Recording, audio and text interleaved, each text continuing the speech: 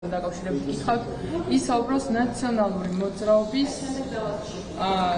იგივეს პასუხს რასაც აკეთებ. ნაცმოძრაობის გასამართლება უნდა მოხდეს, ვინაიდან იყო დანაშაულებრივი რეჟიმი. ამას საუბრობს ქართული წარმომადგენლით 11 წლის თავზე. არაერთი ინიციატივა იყო მსგავსი პარლამენტში, მაგრამ ერთერთი ვერ მოგავიდა ისაკეთე. ეხლა რა ბედი ეწევა ამ საკითხს, რომელსაც ცოტა სუბანი დააყენებს ამ საშემოქმედო სესიაზე და როგორი არის თქვენი პასუხი?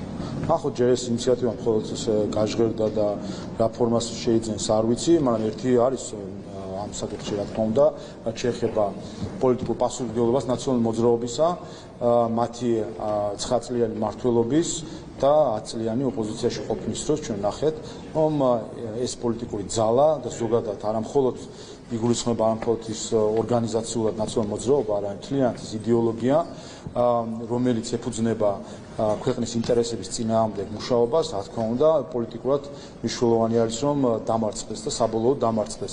ჩვენ ვხედავთ, რომ ქართული საზოგადოება არ უშვებს უკვე 10 წელზე მეტია იმას, რომ ნაციონალური მოძრაობა მასთან კავშირში მყოფა პოლიტიკურად ძალებმა რაიმე სახელმწიფო ბერკეტი მიიღონ. ახლა უკვე ამოცანა არის, რა თქმა უნდა, რომ ეს დამოკიდებულება ქართული საზოგადოების ისე გამოიხატოს, რომ მოხდეს მარგინალიზება მთლიანად ამ პოლიტიკური იდეოლოგიისა, რომელსაც წარმოადგენს ნაციონალური მოძრაობა.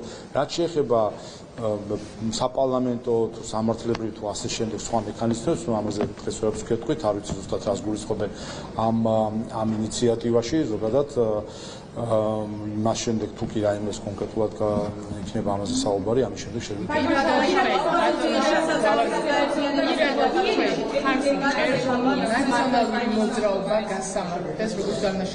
მე ჩემი პირადი მოსაზრებაა, რომ მნიშვნელოვანი არის, რომ ხალხმა პოლიტიკური განაჩენი გამოუტანოს საბოლოო ნაციონალურ მოძრაობას. სამართლებრივად ამის შემდეგ უკვე ამას მნიშვნელობა არ ექნება. მთავარი არის, რომ ხალხმა მარგინალიზება მოახდინოს ამ პოლიტიკური ძალის, რომელიც საქართველოს ზიანისმეს არაფერს აყენებს და თუ კი ქართველი ხალხი სრულად იქნება ამაში კონსოლიდირებული და სრულად გარიყავს და მოახდეს მარგინალიზებას ამ პარტიის სამართლებრივი ბერკეტი საკუთარ მნიშვნელობა არ აქვს. ამავე თემაზე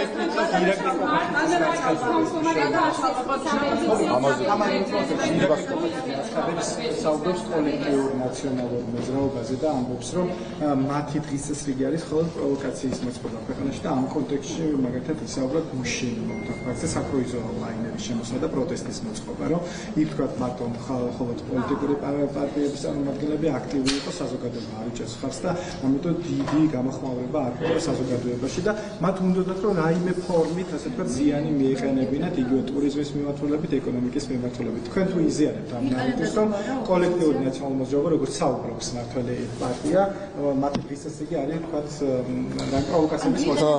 ოპოზიცია ბოროტად იმპულსებს პროტესტს, რომელიც ქართულში უპირველეს ყოვლისა, რაც შეეხება კოლექტიურ ნაციონალურ მოძრაობას, ამაში იგულისხმება ის დაჯგუფებები, რომლებიც ცდილობენ წარმოაჩინონ თითქოს არიან ცალკე ორგანიზაციებს, რომელშიც არის ნაციონალური მოძრაობის ნაწილი, ამაზე ჩვენ არაერთხელ გვისაუბრია და რაც თავარია, თავად გამოცდილება გვაჩვენებს, რომ ადამიანები, რომლებიც ვითომ არიან სხვა პარტიაში, იგივე თქვა გიორგი ვაშაძე, ბოლოს ისევ აღმოჩნდებიან ხოლმე ნაციონალურ მოძრაობაში.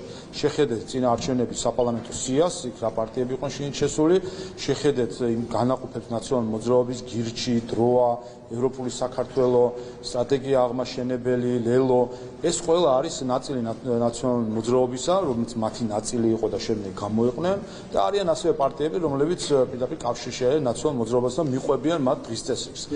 ეს ერთი, რომ ეს არის ფაქტი, რომ სინამდვილეში არანაირი პოლიტიკური მრავალფეროვნება პარტიული ჩვენთან არ არსებობს, სინამდვილეში არის ნაციონალური მოძრაობა ოპოზიციურ ფლანგზე და მისი ქოლგის ქვეშ მოქმედი პარტიები, რომლებიც არიან მისი ნაწილი ჩვეულებრივ.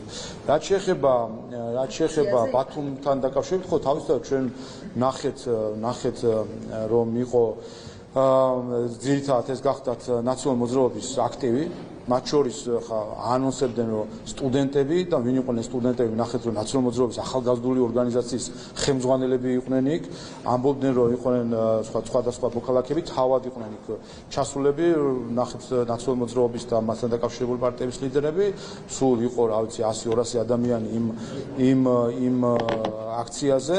რაც თავისთავად არ განასახიერებს იმ განწყობას, რომელიც საზოგადოებაში არის. და ეს არის აბსოლუტური მანიპულაცია, როდესაც საუბარია, რომ თითქოს ეს არის ხალხის ნება და აქ გამოეხმაურები ამერიკის შეერთებული შტატების ელჩის განცხადებას ამასთან დაკავშირებით, რომ ხალხის ნება არის, რომ რუსი ტურისტი არ შემოვიდეს არც ზღვით და არც ხმელეთით. მან თქვა ეს და ამის თქმა 150 აქტივისტის ასე ვთქვათ, თუნდაც პროცესის, თუნდაც 300 და 500 რო იყოს, ამის თქმა არის ჩვეულებრივი манипуляცია. ქართველი ხალხი არ აკონტესტებს რუსების მასობრივ შემოდინება საქართველოში, იმიტომ რომ ტურისტული მიზნების გარდა სხვა მიზნებითაც ჩამოდიან, მოგვერეთ სახლდებიან, ყიდულობენ მიზრაუბნებას, აი ცოტათვისი აუქციონი გამოხდეთ, უნდა გამართულიყო ხომ, მაგალითად კონკრეტულად. ხო, ამერიკის ელჩმა განაცხადა, რომ ქართული ხალხი არ მიესალმება რუს ტურისტებს შემოვლენ ისინი ზღვიდან თუ ხმელეთიდან, მნიშვნელობა არ აქვს. რაც არის ჩვეულებრივი манипуляცია და აბსოლუტურად კავშირი არ აქვს ქართული ხალხის დამოკიდებულებასთან. საერთოდ ესეთი ტიპის განცხადებები უცხოელი დიპლომატების მხრიდან არის საკმაოდ სახიფათო გზა, როდესაც უცხო ქვეყნის წარმომადგენლები საუბრობენ ქართველი ხალხის სახელით.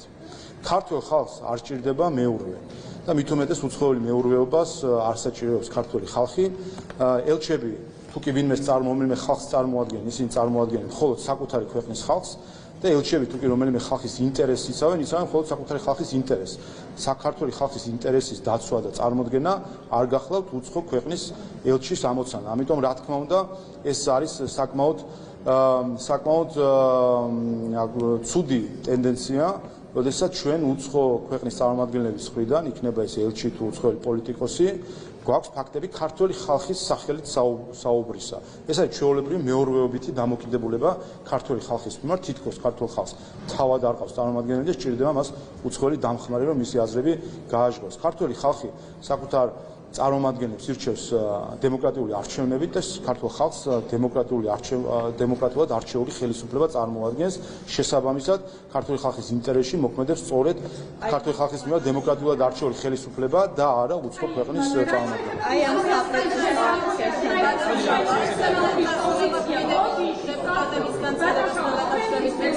მისასალმებელია რუსული ექსპანსია საქართველოში, ფაქტია რომ ახალ მასშტაბებს იწევს, ხო?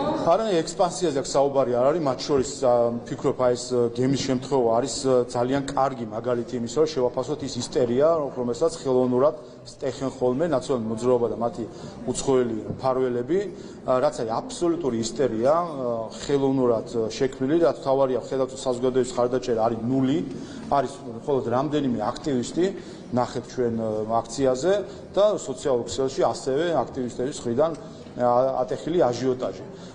სინამდვილეში არის ის, რომ და საბოლოო ჯამში სწორედ ეს არის პრობლემა, რომ როდესაც ხდება ასეთი ასე ვთქვათ ისტერიის მხარდაჭერა და ასეთ შეფასებები, რომელიც ჩვენ მოვისმენთ, მათ შორის ამერიკის შეერთებული შტატების ელჩის მხრიდან, ეს შემდეგ ახალისებს ისტერიას, ახალისებს იმ ძალადობას, რომელიც ჩვენ ნახეთ გუშინიკ, ახალისებს საქართველოს პოლიციაზე თავდასხმას, რაც ჩვენ იქ ვიხილეთ, სიტყვიერი თავდასხმა იქნებოდა თუ ფიზიკური თავდასხმა იქნებოდა, როდესაც ხდება ასეთი სახის ასე ვთქვათ აგრესიული აქციების მოწონება, წახალისება და იმის თქმა თითქოს ეს არის ქართველი ხალხის ნება, რომელიც მჟღავნდება იქ და ეს გახლავთ მაღალი ლეგიტიმაციის მქონე აქციები. ამიტომ მე მინდა რომ ყველას მოუწოდო, რომ ფრთხილად იყვნენ ამ მხრივ, იმიტომ რომ სწორედ იმ რაკურსში, რომ ჩვენ საუბრობთ დეპოლარიზაციაზე და დერადიკალიზაციაზე, ასეთი ტიპის შეგულიანება ისტერიისა, რომელიც ჩვენ ნახეთ და ატეხილი იყო ქსენოფობიური ნიშნებით, ასეთ სახის ისტერიის წახალისება თავის მხრივ ხელს არ უწყობს, პირიქით ხელს უწყობს რადიკალიზმის გაღვივებას და მნიშვნელოვანია რომ ყველა მოერგოს.